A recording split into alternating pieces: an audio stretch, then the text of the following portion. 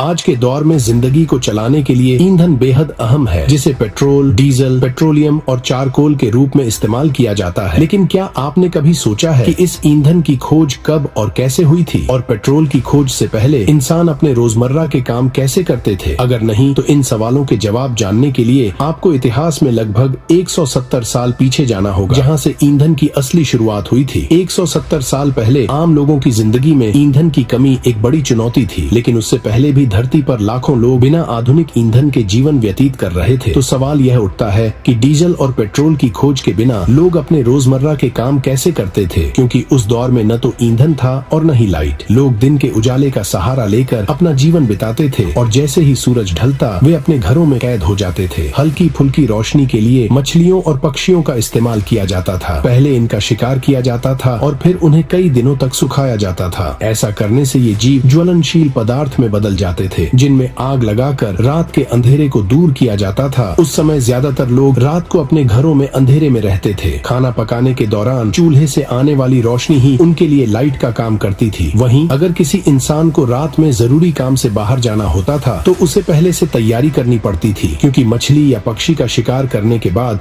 उनके शवों को सुखाना जरूरी होता था ताकि उनमें आग लग सके। 15वीं और 16वीं शताब्दी के दौरान अमेरिका और यूरोप में विशेष प्रकार की मछलियों और पक्षियों का शिकार करके उन्हें आग जलाने के लिए इस्तेमाल किया जाता था। कुछ लोग मछलियों के मुंह में मोटा धागा लगाकर उन्हें बत्ती की तरह इस्तेमाल करते थे ताकि मछली और धागा दोनों ज्यादा समय तक जलते रहें। इन जीवों को लोहे या लकड़ी पर लटकाकर मशाल के रूप में उपयोग किया जाता था, जिससे लोग रात को घर से बाहर निकलकर अपने जरूरी काम पूरे करते थे। लेकिन 1700 की शुरुआत में ईंधन का स्वरूप बदलने लगा था। बढ़ती आबादी और आग की बढ़ती जरूरतों के चलते वेल मछलियों का शिकार किया जाने लगा था, क्योंकि वेल से मिलने वाला तेल लैंप जलाने के लिए इस्तेमाल होता था। इस काम के लिए कई छोटी बड़ी कंपनियां वेल का शिकार करती थीं और उसके तेल को छोटी छोटी बोतलों में भरकर बेचा जाता था। इस व्यापार से अमेरिका को काफी फायदा हुआ और अमेरिका का तेल कई देशों में लैंप जलाने के लिए इस्तेमाल होने लगा। साल 1700 से 1850 तक अमेरिका वेल के तेल का व्यापार कर रहा था, जिसके लिए समुद्र में 700 से ज्यादा अमेरिकी जहाज वेल मछलियों का शिकार करने के लिए निकलते थे। हालांकि यूरोपीय देशों के जहाज भी वेल मछलियों का शिकार करने समुद्र में उतरते थे, लेकिन उनकी संख्या अमेरिकी जहाजों के मुकाबले काफी कम थी। इस बीच कुछ ऐसे लोग भी थे जिन्हें इतने बड़े पैमाने पर वेल मछलियों का शिकार किए जाने से आपत्ति थी। इसका कारण यह था कि इससे न केवल वेल की संख्या तेजी से घट रही थी, बल्कि समुद्र की खाद्य श्रृंखला फूड चेन भी बुरी तरह से प्रभावित हो रही थी। साल 1846 में कनाडा के आविष्कारक और भूवैज्ञानिक अब्राहम पिनियो गेसनर ने इस समस्या को हल करने के लिए एक नया ईंधन विकल्प खोजने का काम शुरू किया। उनका उद्देश्य यह था कि घरों में लैंप जलाने और रोशनी के लिए वेल मछलियों का शिकार न करना पड़े। अब्राहम गेसनर ने कोयला और ऑयल शेल का इस्तेमाल करके केरोसिन ऑयल मिट्टी का तेल बनाया, जिसने ईंधन निर्माण के क्षेत्र में क्रांति ला दी। मिट्टी का तेल बनाना न केवल आसान और सस्ता था, बल्कि इसे बाजार में कम कीमत पर बेचा भी जा सकता था। केरोसिन ऑयल के आविष्कार से न सिर्फ वेल मछलियों के शिकार में कमी आई, बल्कि अब मध्यम और गरीब वर्ग के लोग भी मिट्टी का तेल खरीदकर अपने घरों में लैंप जला सकते थे। अब्राहम गेसनर ने 1850 में केरोसिन गैस लाइट नाम की एक कंपनी खोली और लैंप बनाने का काम भी शुरू किया, जिससे आम लोग आसानी से केरोसिन ऑयल के साथ लैंप भी खरीद सकते थे। इस कंपनी के आने से वेल मछलियों का शिकार करके तेल बनाने वाली कंपनियों का व्यापार बुरी तरह प्रभावित हुआ, लेकिन इससे आम लोगों को रात में घर से बाहर निकलने और अपने जरूरी काम पूरे करने में काफी आसानी हुई। हालांकि केरोसिन ऑयल की खोज के बाद भी बेहतर ईंधन की तलाश जारी रही, क्योंकि इंसानों को केवल रात के अंधेरे को दूर करने के लिए ही नहीं, बल्कि अन्य कार्यों के लिए भी ईंधन की आवश्यकता थी। साल 1858 में अमेरिका के डार्टमाउथ कॉलेज के प्रोफेसर जॉर्ज बिसेल ने पेंसिल्वेनिया राज्य में एक नई रिसर्च शुरू की। दरअसल कुछ गांव वालों ने प्रोफेसर बिसेल से संपर्क किया था, क्योंकि उन्हें गांव के दूर दराज इलाके में जमीन से एक अजीब सा चिकना पदार्थ मिला था।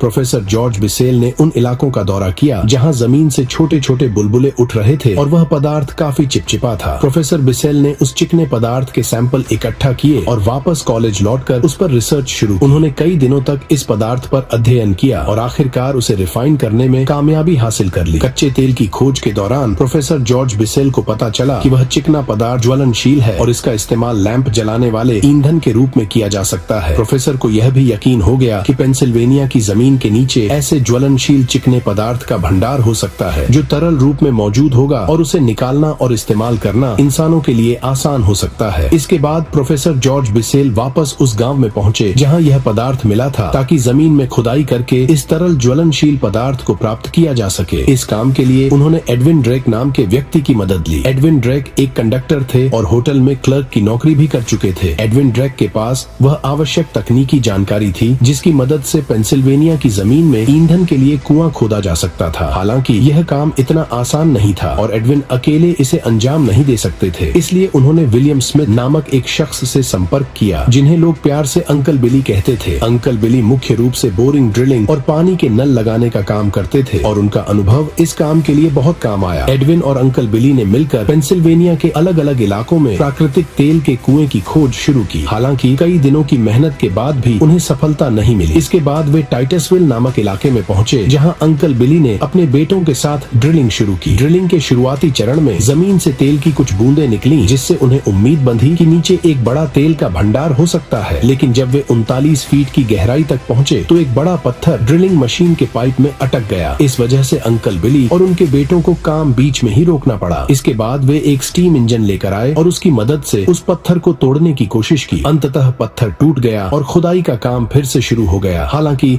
60 फीट की गहराई तक खुदाई करने के बावजूद भी तेल नहीं निकला। इससे एडविन ड्रेक, अंकल बिली और उनके बेटे निराश हो गए। उस दौर में किसी को यह यकीन नहीं था कि जमीन के नीचे कच्चा तेल हो सकता है जो खुदाई के दौरान पानी की तरह बाहर निकलेगा और लोगों की जरूरतों को पूरा करेगा। इस वजह से एडविन और अंकल बिली को खुदाई के काम में किसी की मदद नहीं मिली थी, बल्कि लोग उनका मजाक उड़ाते थे। जब खुदाई के दौरान तेल नहीं मिला तो एडविन ड्रेक निराश हो गए और उन्होंने अंकल बिली से कहा कि शायद इस खुदाई से कुछ भी हासिल नहीं होगा। इसके बाद एडविन ड्रेक निराश होकर लौट गए, लेकिन अंकल बिली ने खुदाई का काम जारी रखा। 1859 की दोपहर अंकल बिली का बेटा खुदाई कर रहा था और अंकल बिली पास में एक पेड़ के नीचे बैठे थे। तब तक 59 फीट गहरी खुदाई हो चुकी थी। इसी दौरान पाइप में मिट्टी धंस गई थी जिसकी वजह से ड्रिलिंग रुक गई। जब अंकल बिली के बेटे ने पाइप को बाहर निकाला तो उसने देखा कि पाइप पर मिट्टी के साथ एक काले रंग का गाढ़ा और चिकना पदार्थ चिपका हुआ। यह देखकर अंकल बिली का बेटा तुरंत उनके पास गया और उन्हें बताया कि तेल मिल गया है। पहले तो अंकल बिली को इस बात पर यकीन नहीं हुआ, लेकिन जब उन्होंने अपने बेटे के हाथ पर लगे चिकने पदार्थ को देखा तो उन्हें विश्वास हो गया कि सचमुच तेल मिल गया है। इसके बाद अंकल बिली और उनके बेटों ने पूरी मेहनत के साथ खुदाई जारी रखी। अगले दिन एडविन ड्रेक टाइटसविल लौटे ताकि वह ड्रिलिंग का काम बंद करवा सके। उस समय तक एडविन को यह पता नहीं था कि अंकल बिली को तेल मिल चुका है। जब एडविन ड्रेक ड्रिलिंग साइट पर पहुंचे तो वहां भारी भीड़ देखकर वह चौंक गए। जब उन्होंने पास जाकर देखा तो बड़े बड़े ड्रमों में कच्चा तेल भरा हुआ था जो जमीन से निकाला गया था। अंकल बिली और उनके बेटे उस तेल की सुरक्षा कर रहे थे। इस दौरान अंकल बिली की नजर एडविन ड्रेक पर पड़ी और उन्होंने खुशी से एडविन को गले लगा लिया। जिस इलाके में अंकल बिली और उनके बेटे खुदाई कर रहे थे वह टाइटसविल शहर से लगभग 11 किलोमीटर की दूरी पर था, लेकिन कच्चे तेल का भंडार मिलने के बाद इस जगह को बसने में जरा भी समय नहीं लगा। जल्द ही कई लोगों ने खुदाई वाले इलाके के आसपास जमीन खरीद ली और खुदाई का काम शुरू कर दिया। जमीन से निकलने वाले कच्चे तेल, जिसे काला सोना कहा जाता था, को $20 प्रति बैरल की दर से बेचा जाने लगा। साल 1865 तक यह इलाका पिटहोल सिटी के नाम से मशहूर हो चुका था, जहां 50 से ज्यादा होटल बन गए थे और 15,000 से ज्यादा लोग यहाँ बस गए थे। इस शहर ने न केवल अमेरिका बल्कि पूरी दुनिया में अपनी पहचान बनाई। हालांकि